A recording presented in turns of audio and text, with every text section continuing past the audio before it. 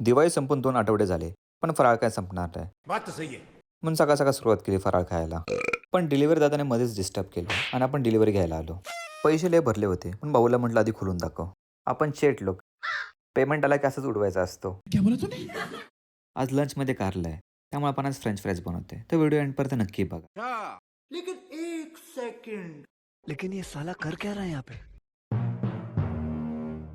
Videos बघून घरचे नक्की बोलतील. याला उगाच इंजिनिअरिंगला टाकली. हॉटेल मॅनेजमेंट केलं असतं तर काहीतरी कामाला आला असता. बात तो सही है. A few moments later.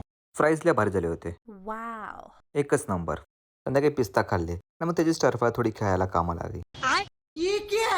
PG मध्ये कोणीतरी नारळ असं ठेवला होता. मी इथं कोकणातला आहे. असं वाटतंय कोणीतरी फिरवून टाकलाय.